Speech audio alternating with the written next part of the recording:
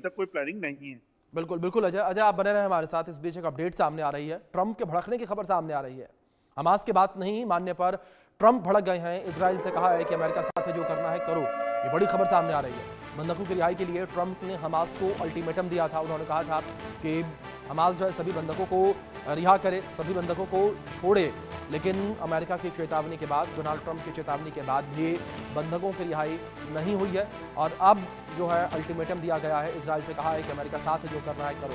Hamas के द्वारा बात नहीं मानने पर डोनाल्ड ट्रंप भड़क गए हैं और इजराइल से कहा है कि अमेरिका साथ है, जो करना है करो। हमारे सहयोगी अजय लगातार बने हुए हैं हमारे साथ इस खबर पर अधिक जानकारियों के लिए।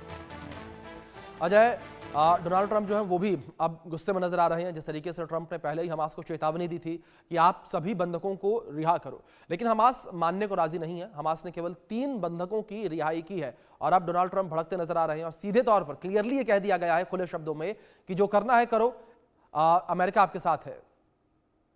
देखिए, बिल्कुल जो जानकारियां मिल रही हैं उसके मुताबिक ट्रंप की तरफ से जो है वो अमेरिका की तरफ से जो है वो इजराइल को कहा गया है कि जब ये बात नहीं मानी गई है, सभी बंधकों को रिहा नहीं किया जा रहा है, तो आप अपनी कार्रवाई को शुरू कर सकते हैं। और शायद इसी वजह से इजराइल ने अपने जो युद्धपोत हैं या अपने फौज है उसको एक बार फिर से तैयार कर लिया है। और ये कहा जा सकता है कि एक बार फिर से हालात जो है वो जंग के शुरू हो सकते हैं।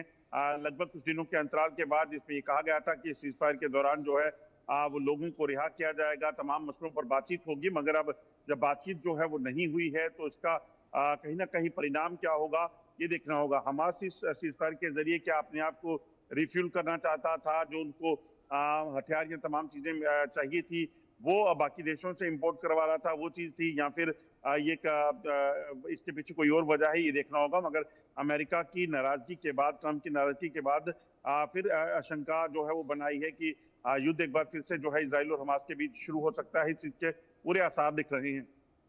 जी अजय, दूसरी ओर जिस तरीके से जो बंधक इजराइल के द्वारा, जो कैदी इजराइल के द्वारा रिहा किए गए हैं, उनकी टी शर्ट पर जो लिखा हुआ था उस मैसेज को लेकर भी बड़ी सारे कयास लगाए जा रहे हैं। और आखिर ऐसा क्यों किया गया, ऐसी टी शर्ट क्यों पहनाई गई बंधकों को? देखिए, एक संदेश देने की कोशिश, क्योंकि जिस तरीके से हमास ने हमला किया था इजराइल पर, उनके लोगों को मारा, बंधक बनाया और तमाम चीजों को लेकर जो है ये चीजें हुई और उसके बाद जंग चली, तो इसी चीज को लेकर जो है वापस एक संदेश देने का प्रयास जो है शायद इजराइल ने किया है। इसी वजह से जो है ये मैसेज लिखकर भेजा गया है। और इस मैसेज को देने का मतलब वो किसको था, किसको बताना चाहते हैं, या हमास के समर्थकों को ये बताने की प्रयास किए जा रहे हैं, ये कहीं ना कहीं देखना होगा। मगर इस जो लोगों को छोड़ा गया है उन तमाम लोगों की टी शर्ट पर जो है इन चीजों के ये मैसेज जो है वो लिखकर जरूर इजराइल ने भेजा है। बिल्कुल अजय, बहुत शुक्रिया आपका जुड़ने के लिए और तमाम जानकारियों के लिए। खबरों में अब आगे बढ़ते हैं। अमेरिका से रिपोर्ट, भारतीयों का दूसरा जत्था अमृतसर पहुंचा है।